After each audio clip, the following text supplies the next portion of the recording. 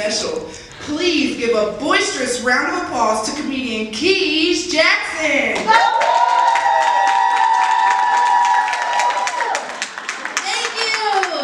Thank you so much. Long time no see, right? Thank you guys. Wow, thank you for being here. You could have been anywhere in the world, but you're here, and I'm grateful, so thank you. I especially appreciate when there are men in the audience because I am single. That's true. I am single. Okay. Anybody else single in here? Anybody else? No? Am I like the only one? Like, come on, don't do me like that. Oh my gosh, how sad. No, yeah, but I'm kind of mad that like there were no visible like audio gasp in the audience. Like you guys are supposed to be shocked when I say that I'm single. Like you, Halle Berry, no way. What? No way. But it's true, guys. I know it's true. I'm single. I am. I'd like to say it's by choice, but you know, like own it. You know, I'm a single, strong, independent black woman, and I don't need a man to validate me. You know. That's what I want to say, you know, but the truth is I'm not strong or independent or black. It's true. I took the 23andMe test, turns out I'm part Seinfeld, so what's the deal with genetics? I mean, it doesn't make any sense. But yeah, you have to own it like that, you know, but people get crazy, side note, with those 23andMe tests, don't they? They get real crazy with that, where you look up your ancestry and genetics and all that and find out what you're made of. And people get real crazy with it. Girl, I found out I was 0.000000025% Cherokee Indian, girl. Can't you tell, girl? Look at my hair on my shoulder. I just knew it, girl. Like, no ma'am, no. Yeah, but I do, you gotta own it. You have to say single by choice. I mean, what is the alternative? Single by choice or nobody likes me? Like, what are you gonna say? There's not a man who finds me attractive. No, not one. Singing, no, not one. That's my jam right there. Sing that all the time. You know, but it's hard to find someone. I am a Christian, you know, I don't want to go on Christian Mingle because you don't know if they're all Christians, you know? Like somebody will go to church one time and then they join Christian Mingle. And it's like, no, get out of here, pagans, okay? Leave the mingling of the Christians to actual Christians. Thank you. I think if you join Christian Mingle, you have to do a salvation prayer and get baptized live first. Because I want to know for sure. Thank you very much. I want to know for sure. And people give you crap for being single too. You try to go to a restaurant or, you know, like a comedy show or something on your own. It's like, by yourself? You could die. Don't do that. You get invited to a gathering. It's like, oh, who are you bringing? Like, no one. So you're just gonna walk in the door alone. Yeah, Beth, that's what I'm gonna do. Girl, you single as a dollar bill. Like, yes, Keisha, I am, okay? And I like dollar bills, alright? Dollar bills are useful, okay? Have you ever taken a dollar bill to the Dollar Tree? Not the Players Club, the Dollar Tree, okay? I'm a Christian. Have you ever taken it there? Yes, and that's why I go to church, because church is the Dollar Tree for single people, okay? Church will happily accept a single, happily. They know we don't want to go home. Like, what else are we gonna do, right? Church loves us. So, like, come serve in the nursery, single person. Your ovaries need this. Come on. That's what we do. And listen, when you're single, people blame it on everything, okay? They're like, oh, is that your car? That's why you're single. Like, oh, it's cold in here. That's why you're single. You can't keep a house warm. You can't keep a man warm. I'm just saying. It's like, no, ma'am. I'm not single for those reasons. I'm single because I live in the South and I can't cook. That's why I'll never get a man, you know? Single because I'm already divorced.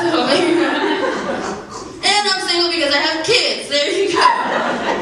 Right? That's right, I'm a single mom. Nobody's shocked again. And I say that. Your line is, with that body? No way. That's what you're supposed to say, people. Stick to the script. Okay? But yes, any other single parents in here? Wow. All right. Bad life choices, failed relationship. Yes, I single mom to 3 kids, y'all. 3 kids. I take all prayers, donations, medications, whatever. Okay? Raising kids is expensive. I try to put my kids in one of those Feed the Children commercials, you know, because they're children and they gotta eat, right? You know those commercials where they show the starving kids in Africa and the guy's like, for the price of a small cup of coffee, you can provide shelter for Mbaku. And then I run in like, and Keisha. For 30 cents a day, you can feed Fisayo and Tyrone. They turned me down, guys. Can you believe discriminating on poverty? They turned me down. Apparently, you have to actually be from a third world country, but that's fine, because I always keep my kids' bags packed, just in case some unsuspecting person is like, oh, they're so cute, can I take them home? Yep, here you go. Cue the commercial. I will remember. Doves are flying as they leave. Hey, that one's allergic to peanuts and shellfish. Bye. Will I miss them? Yes, during tax time. It's $1,000 a month. Man, I need that. Come back in December, guys. It's been too long. You've been here for 6 months, okay? Remember that.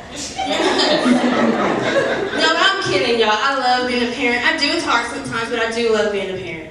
I'm the guy who posts pictures of my kids all over social media. My kids have their own Instagram page. That's right, I'm that guy. Okay? But I love being a parent. I'm looking for parents for myself right now, though, because I'm an orphan, okay? Both of my parents have passed away. You didn't do it, so don't feel sad. It didn't happen until I was an adult, so I'm fine, but you don't realize how much you need parents even as a grown-up, you know? So I'm in the market for some parents, if you know anyone.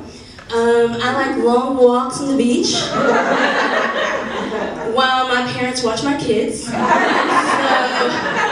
if they're willing to babysit, that's a plus, swipe right.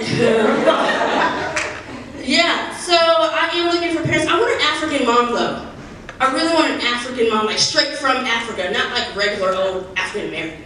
I mean, from Africa, okay? She can like be all overprotective of me and I can feel all loved and she's like, you are not 13 until you're 65, eh? I'm like, Mom, sorry, I have 3 kids already. I don't care, you have 10 lions. You are not 13 in my house, eh? I'm like, okay, Mom, hadn't been a problem so far, so, you know? And then she can give me good advice. I'm like, Mom, I need help on how to be a better parent and how to just balance it all, you know? And she's like, oh, my child, you do not know the way, okay? Let me tell you what was passed down to me from my ancestors in Wakanda. Never push a goat in the face. Oh my gosh, Mom, I never thought about it like that. I've been pushing goats in the face this whole time. That's why my kids are acting up. It's crazy. And then she would get all mad over like little stuff, like, Mom, how come you're not talking to Uncle Peter? It's like, oh no, she tried to send me a request for Candy Crush, eh? What is a Candy Crush? I don't play that, I play Words with Friends, eh? Down Words with Friends. Yeah, I want an African mom, but I want a white dad though, okay? I want a white dad. Don't judge me, some people are down with the swirl, okay? But I just want a calm, caring, tax-evading white dad. That's what I want. You know? And he'll be super supportive of me, but he won't know how to pronounce my name. You know, I'm so proud of you, ukulele. You're smart and intelligent, independent. Oh, thanks, Dad. That means so much to me. You're the pride of my life. Now get out there and twerk. What, Dad? No, Dad. Make money moves in the trap house. Go on. No, Dad. Mom, help me out, okay? Why are you telling our daughter to trap into a gate? Don't do that. Mom, it's twerk, actually. Okay. Don't judge my parents. They've been through a lot. Okay? My mom's son got thrown off a cliff in Wakanda. I mean, you know. And my dad is going through a lot at the firm. He's trying to make a partner. So leave my parents alone. Thank you very much. But I need parents. I need help with decision making, okay? I haven't always made the best decisions when it comes to my friends, okay? And I'll give you an example. I went to Mexico twice because of friendships, and it didn't end well both times. The first time was in 1999. You know, back when Cash Money was taking over for the 99. That thing. And I was in college, of course, at San Diego State University out in California, and I was 17 when I went to college. So my friends had the bright idea that for my 18th birthday, they would take me to a club in Mexico. Okay? And back then, you didn't need a passport to go back and forth. You could just go, and it was only like 30 minutes away. And they had busloads that would take college kids, like Wednesday night was college night, and they would take in Mexico. And they had like 4 or 5 clubs just lined up in Tijuana on the border, okay? And so I was fine, I'll go, because I'm not a clubber, guys. I'm not a partier, and I'm a hat funnerer. I don't do stuff like that. I chill in my house, okay? So I get dressed, and let me tell you what my club outfit was. It was some like blackish gray jeans, some boots, and a long sleeve button down shirt. That was my club outfit, y'all. We're in San Diego. It's 72 degrees all year long, but I'm in a long sleeve button down shirt, and I don't even tie it up all cute inside or anything. I just button it from the top all the way to the bottom. And then I added a cowboy hat, because, you know, Coyote Ugly was saying, you know, can't fight the moonlight. So I did that. And we get out there, and as soon as we cross the border, get into the club, my friends just take off. The thoughts, like they were just gone. You know, and they start dancing with people, doing whatever they're doing. And I'm like, okay, I don't know what to do, so I just go and sit down at the bar. Now, the drinking age in 18 it's 18 in Mexico, right? And I'm not having any of that, so I don't want to drink. So I sit there and I do what I see in movies. When it's an undercover cop or somebody, you know, they can't drink, right? They're on the clock. So they order a club soda. I've seen that in movies, so I do that. I'm like, Johnny, club soda on the rock stack, you know? And so I get that, you guys. The club soda is the nastiest thing I've ever tasted in my life. And so he goes and picks me up for a date that weekend, right? Now, I forgot to tell you that when I was in the club with my cowboy hat on underneath, I had braids. How many white people are here? Okay. Let me educate you. So when we, but not for us, okay? It's not hair that the good Lord grew out of our own scalps. It's from somebody else. We get it from a horse, or a yak, or one of you, or a human. We'll take that too. We don't discriminate. So that's what I had in my hair, was braids with the fake hair, okay? So when this guy comes to pick me up for a date and he sees me in the light, okay, if you've ever been to a club, you know it's dark in there for a reason. So he sees me in the light and he says, oh, I thought that was your real hair. He's so romantic. Let me tell y'all what his idea of a date was. He took me back to his apartment where he lived with his roommates. We sat on the couch and watched him and his roommates play video games for 2 hours. I never spoke to him again. Okay? The second time I went to Mexico, it was a little bit later. I'm still in college, of course. Okay? But my clubbing days are over. Alright? I'm not going to clubs anymore. And this girl is like, hey, you want to go to Mexico with me for the day? I'm like, yeah, why not? People do that all the time. It's in the daytime, okay? It's good, clean fun. So I don't have to worry about this. And she's like, it's going to be fun. We'll eat. We'll see what kind of things they're selling out there and stuff. It'll be fun. So I go, right? So we cross the border, we eat, and then she calls a taxi and tells him to take us to an address. Red flag number 1, we in another country. Whose address do you have? Okay? We're tourists. We're supposed to eat exotic food, take pictures, wear weird shorts, I don't know, you know? But instead we ate at McDonald's. Blasphemy. McDonald's in Mexico. And then she's telling a taxi driver to take us to an address. It was crazy. So he hears the address, knocks his head, and takes off like a madman, okay? Driving in Mexico is crazy. I thought I died twice in the back seat. So we pull up to this abandoned white building that Tommy from Martin used to work at, and then we get out, and she pays the taxi driver extra money to wait for us. Okay, ma'am. Because at this point, I don't know who she is. Where do you get money from? We in college, okay? We eat top ramen 3 times a day. I don't understand. So she goes in the building, talks to a guy, comes back out, and then says they don't have it. Have what? freaking out. She goes, okay, listen, my aunt is sick. This is a true story, y'all. My aunt is sick, and she doesn't have the medicine that they need in America because it's not approved yet. So I came here. What? We're on a drug run, y'all. Like, that's it. I'm on a Santa Quantico. El Chapo's driving the taxi. And I'm trying to figure out what to say to the President of the United States so I can get out of prison, you know? It's over. And she's all calm. She's like, oh, it's fine. We'll just go to another place. Oh, and I forgot to tell you that she was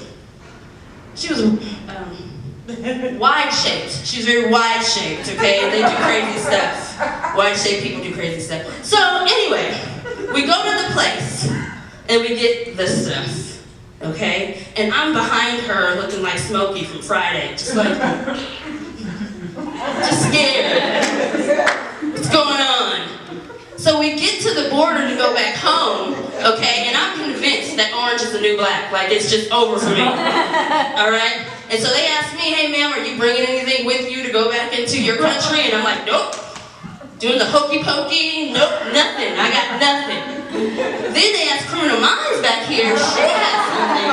And she says no. And I'm like, she's lying. Oh my gosh, she's lying. Can't y'all see she's lying? But I can't say that because I'm with her. Lord Jesus, I'm an accomplice. Nobody got time for that? Give me a cold pop.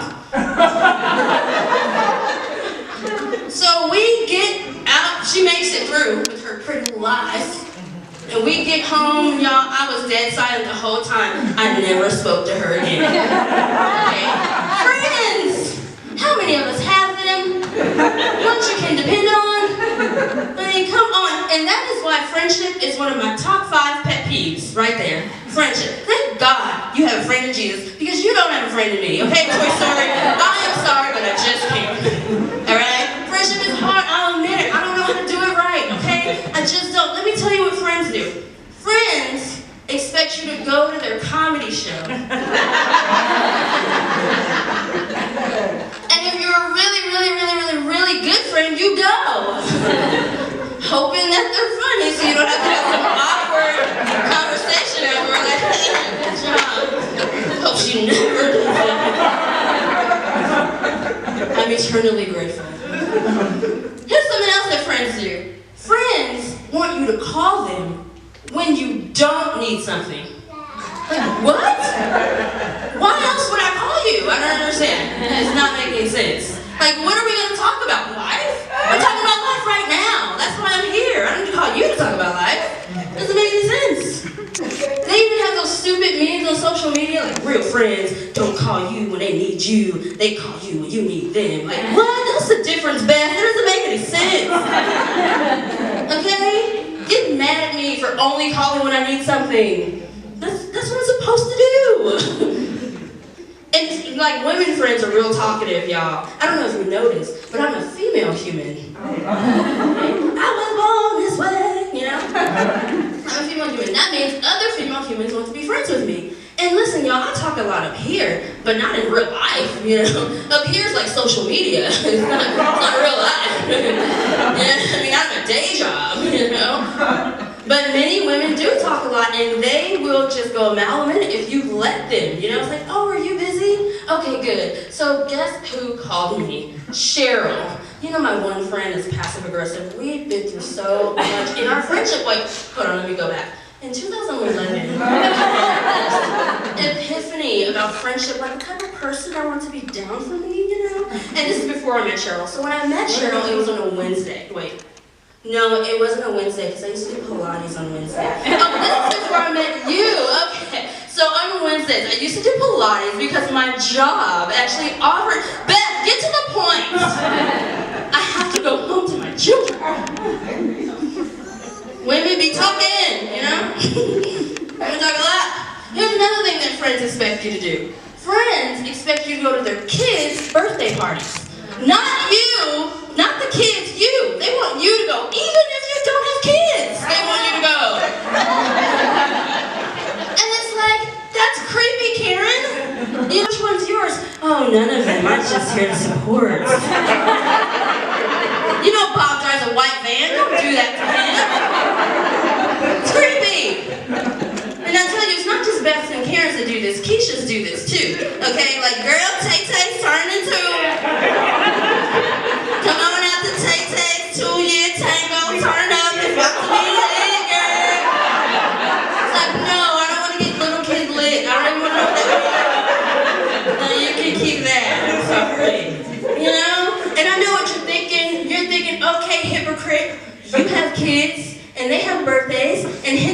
therefore willeth you for, you throw parties for said birthdays. And you would be wrong. Okay? I don't throw birthday parties for my kids. Call CPS, I don't care. I don't do that. Alright?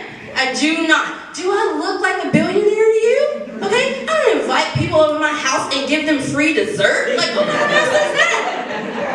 That's an Oprah move right there. I don't do that.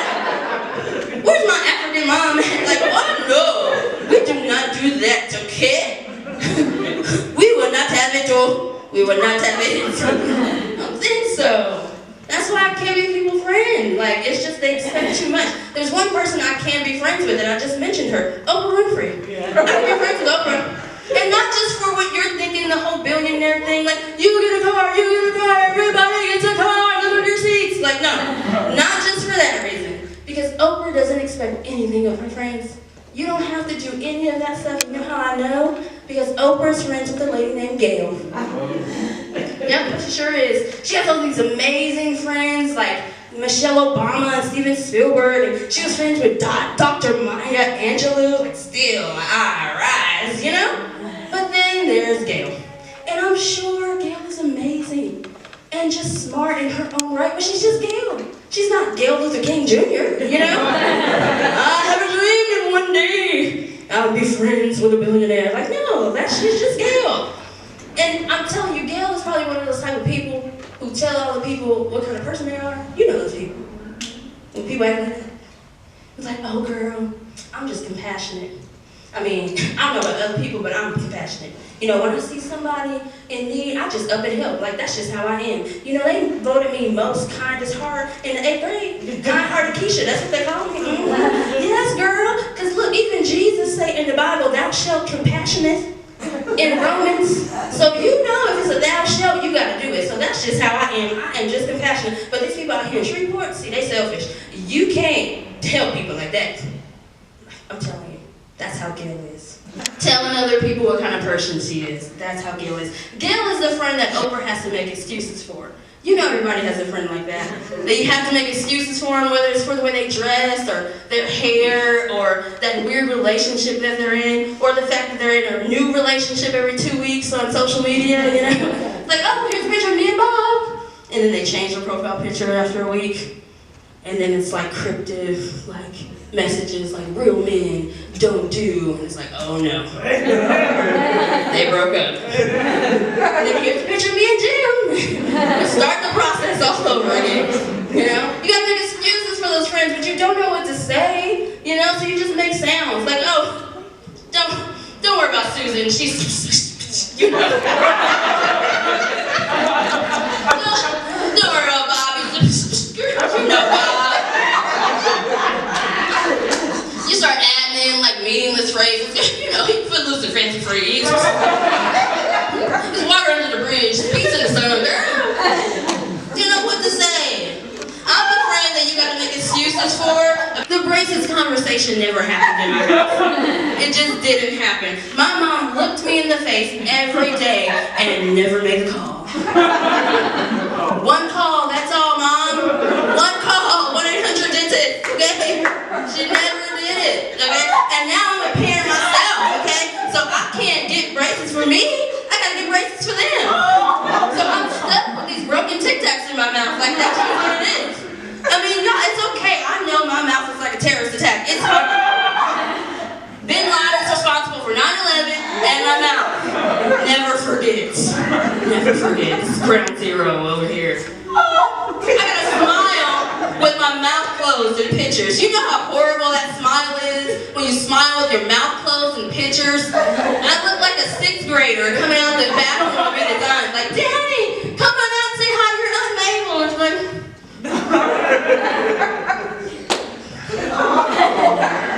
you ever try to laugh with your mouth closed? You're so funny. So I don't want to see this, you know? That might be another reason why I'm single. I might look attractive from across the room, and then you get up here and it's like, whoa, what is that? I'm sorry. Did I fix it? You want to go out later, or? Sad, man. I'm that friend. I'm the Gail. I'll be the Gail in the friendship. I'm fine with it. I'm just a little weird. Okay? Y'all knew that I'd be weird though, because you know by my name. I actually look people in the face and tell them to call me Keys. Okay? That's like real life. Like this, like yeah, you got it, Keys. Because my real name is difficult to spell and pronounce. Okay? It just is. Like how would you spell Kia? How would you spell Kia? K-I-A, right? The Koreans got it right.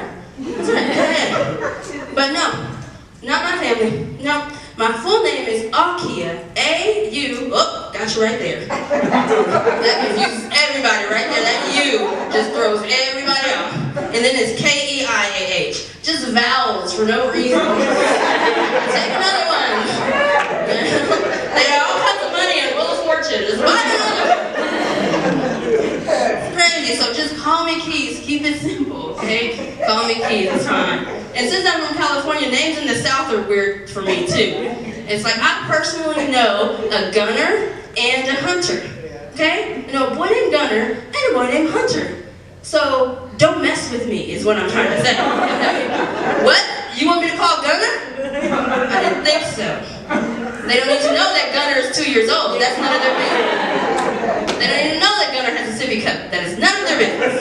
Gunner is my homeboy. Gunner's got my back. Hunter has my top from his deer stand, so we are good. We're set. The worst, though, is names with apostrophes in them. Black people love apostrophes. I don't know. Even Chris Rock will tell you, black people love apostrophes, man. Apostrophes. Okay, it's ridiculous. It's like black people sat there in grammar school and saw an apostrophe and like, oh, the possibilities. And then they turned into like a Disney fairy princess, like, oh, bippity-boppity-boo, apostrophe for you. Let's see. Her name is Sherika. No. Sharika.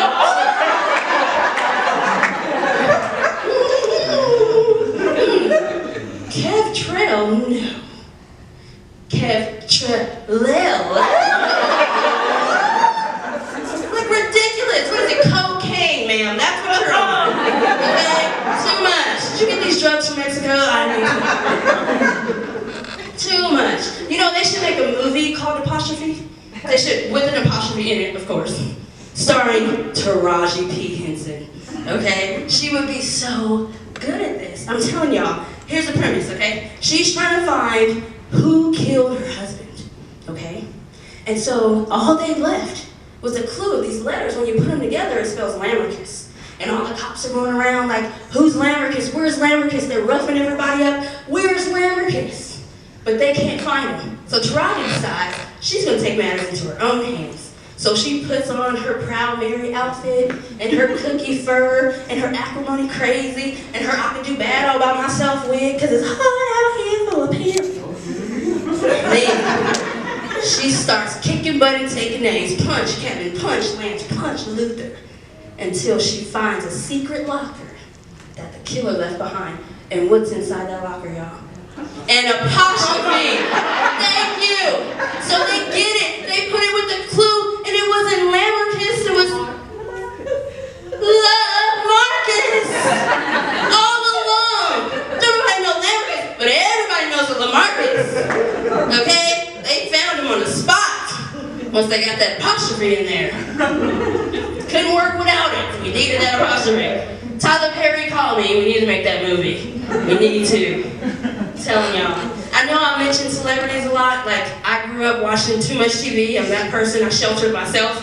I was like, I'll just be in here. Thank you. And I watched a lot of TV. Some celebrities were my friends. They still are. I'm going to go hang out with Michael B. Jordan later. So, Creed 2. But yeah, celebrities were my friends, especially comedians. Like, I love comedians. My favorite comedian of all time is Eddie Murphy. Love Eddie Murphy. But did y'all know he has like 10 kids? He has actually 10 actual kids. And do you think he remembers all their names and faces? I don't think so, okay? I have 3 kids and I mix their names up all the time. And I gave my kids Bible names, so I just go through the list of the Bible and eventually I'll get to one. What is it? Revelation, Deuteronomy, Leviticus, Genesis, get in here. You know, like just keep going through Joshua, Judges, oh, which one did I call? Abraham, Moses, that's it, Moses, come on. Get away from that burning bush and get over here. So I know Eddie Murphy does not remember all of his kids' names. So I'm just gonna show up at an event that he's at and just hop in there with the rest of his kids, call me Keys Murphy from here on out. I'm gonna be standing there in line like, hey Dad, where's Shrek? I'm making waffles. No offense to my white dad, I'm just trying to secure the bag, that's all, okay? We the best music. Trying to secure the bag. Keys Murphy. But yeah, I grew up watching a whole lot of TV. I really did, you know, especially sports. Anybody else like sports in here? Anybody? No? Okay, just me, that's fine. But I'm talking about watching sports, not actually playing. Like, what's wrong with you? I don't do that. I want to watch sports. My favorite is basketball and football. And when I say that, I mean like the NBA and the NFL, not that high school, college stuff. Again, what's your problem? Okay, my favorite athlete of all time is Kobe Bryant. Love him. I know a lot of people don't like him. Some people like LeBron. Blech. I do not like LeBron. He took his little self over to my Los Angeles Lakers, and I don't appreciate that. LeBron's the guy that you gotta make excuses for about his hairline, you know? Like, oh, don't worry about the Christmas. You got waves to the side, you know? Yeah, no, so I don't like LeBron, I like Kobe. I don't like Biggie, I like Tupac. I don't like Days of Our Lives, I like all my children. I don't like Rihanna or Beyonce, so I don't know what to do with that. I choose Mariah Carey, okay? I don't like adulting, I like whatever else is the opposite of that. Okay, one or the other, you gotta pick one, okay? Oh, but you guys, did I tell you about the time that I met Kobe Bryant? I didn't tell you. And this whole time we spent together, I usually lead with that. Like, oh, I met Kobe. By the way, what's your name? But anyway, so this is a true story, okay? I'm not saying I was lying about anything else before, but this is really a true story, okay? So I was in college, again, okay? Everything happens in college, and oh, for you people who just sent your kids off to college this year, it's happening right now. Call them! I don't know what they're doing. I sent my first text in college. So it's happening right now. Whatever they're doing, call them. So I was in college, it was 2003, and the Lakers had a preseason game in San Diego, okay? So I went to this game with some associates, since I don't know how to have friends. And so we were there at the game, and at halftime, you know, the players walk down the row, and they go in this tunnel to get to the locker room. So I went down by the rail, you know, to put my hand out to give Kobe a 5. That's what I'm doing. That's all I want. Just let Kobe give me a 5. So I'm right here, and there's nobody in between me and the rail. I'm good, okay? I'm home base right here. He's coming. I see him coming, and then at the last minute, this little punk kid jumps in and puts his hand right there and takes my 5. I wanted to punch that kid in a birthday party. Like, I was so mad. I didn't do anything to him. But I was so mad. So the only part of my hand that touched Kobe's was like just the tip of my finger. So I go back to the girls who were with me, and I told them what happened, and she's like, let me touch your finger. Yeah, she was crazy like I was. You know, and so we did it right there. We ET'd right there in the middle of things. Kobe. It was amazing. Judge us. I don't care. It was amazing. So after the game, we go outside to go to our cars, and this wasn't there before, but for some reason, they had the team bus just parked right in front of where our cars are. Y'all, this is a true story, okay? So we went into full stalking mode, like, where is Kobe? You know? Just looking for him, and we found him on the side of the bus, okay? So he's sitting there, and the girl, she had bought his jersey during the game. So we're holding up the jersey, she has one and I have the other, we're like, Kobe! Ah, Kobe! He's not looking at us, he has his head down, he's reading because he's intelligent and he just reads. So anyway, his teammate was sitting behind him, Rick Fox. Look it up, true story. Rick Fox was sitting behind him and he taps Kobe on the shoulder. He's like, hey man, these girls, you know, are waving at you. So he looks up and he waves at us. Y'all, we went bananas. B-A-N-A-N-A-S. We